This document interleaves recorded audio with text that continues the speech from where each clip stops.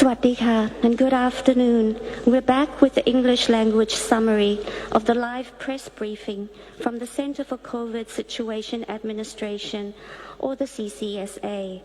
Today's briefing is for Friday, the 10th of September 2021, and I will be summarizing both the general situation and measures adopted by the CCSA General Meeting this afternoon, which was chaired by the Prime Minister himself and was just adjourned only moments ago and was just summarized right now by Dr. Tawisin, the spokesperson for the CCSA, in the Thai language.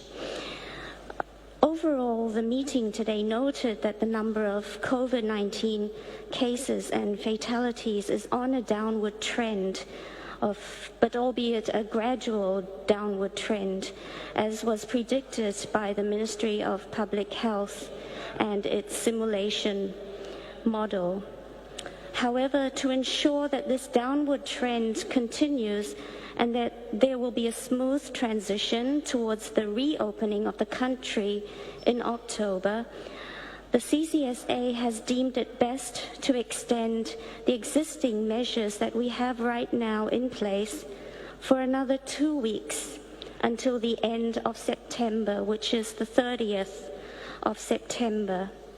So what are these measures? I'd like to reiterate that the zonings that have been categorized as before remain the same, which means that we still have the same 29 provinces within the maximum and strict controlled area.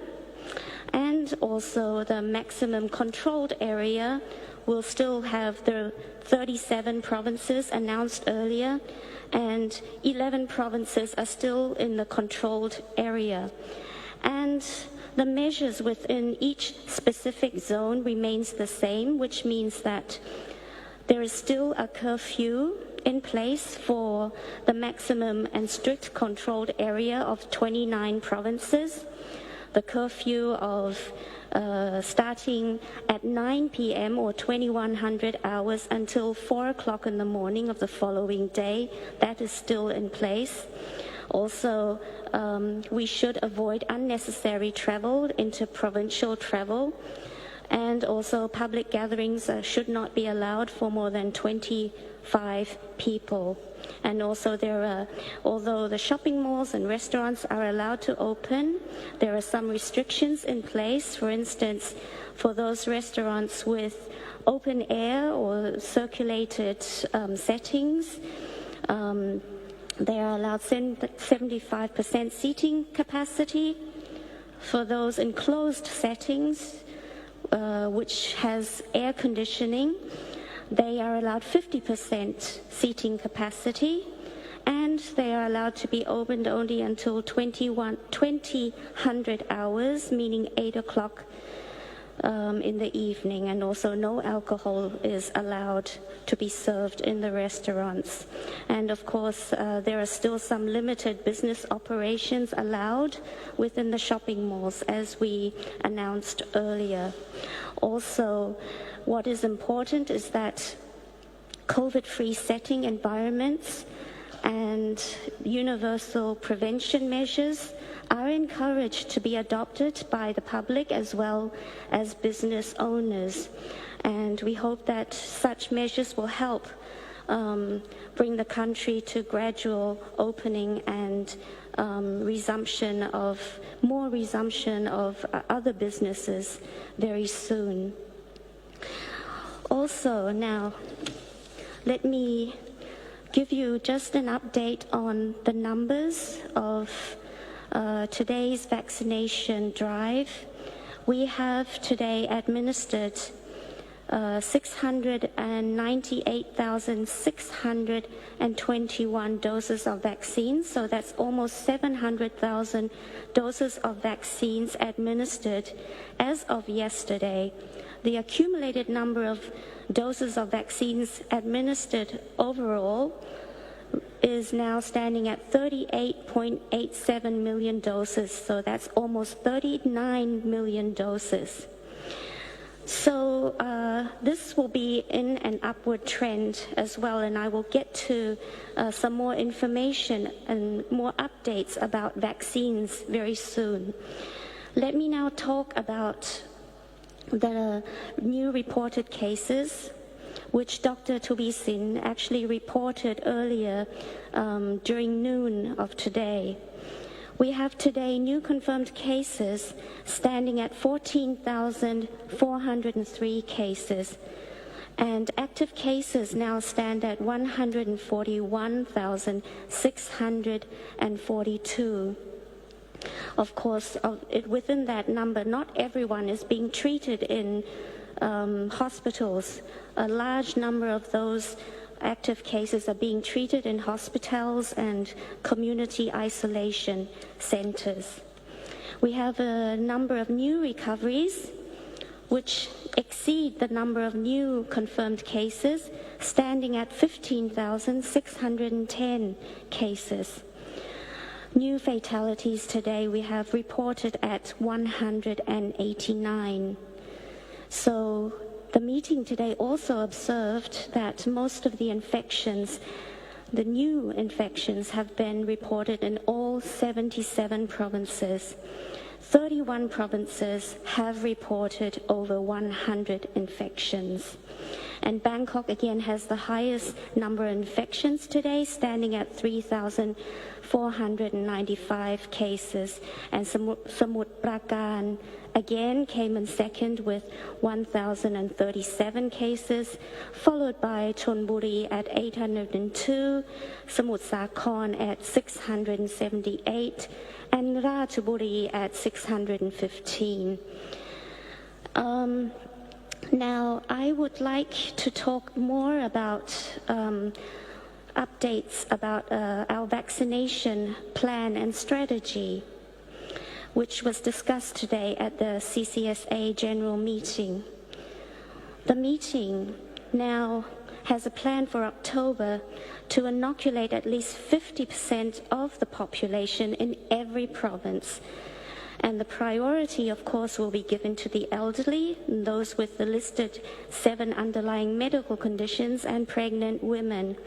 And this is because we expect to receive 24 million doses of COVID-19 vaccines within the month of October. And also the plan now is to expand vaccinated groups to include those aged 12 to 17 in preparation for the start of the new academic year. And of course, the focus will start in the 29 provinces. That's within the maximum and strict controlled area. And inoculations for the students or the minors will be managed by the academic institutions or schools, and must of course be confirmed by consent of the parents or the guardians of the minors. For instance, Bangkok Metropolitan Administration, or the BMA, will start their inoculation drive already for students who are attending the Bangkok Metropolitan Administration's affiliated schools. They will be starting this on the 21st of September already. So you can start to prepare for vaccinations for the students. Also, another very important information is that the CCSA, with the consultation and advice from the Ministry of Public Health, have decided that Thailand will be moving forward with vaccination formulas, which will include a combination of vaccines produced by different manufacturers. So the approved formulas for vaccination in Thailand, if this is a combined vaccination from different manufacturers, this will include Sinovac and AstraZeneca, Sinovac and Pfizer vaccines, and also AstraZeneca and Pfizer. So The reason that we have changed this formula for vaccination is because by the end of September we will be getting we will be receiving a large number of Pfizer vaccines which we have already procured, and so we will bring these Pfizer vaccines into use. And also for students or minors aged 12 to 17, the main vaccines that will be used for this particular group is Pfizer and Pfizer. Now, I'd also like to explain that another very important decision has been made for those who have received Sinovac vaccines and have completed their second doses since March to May of this year.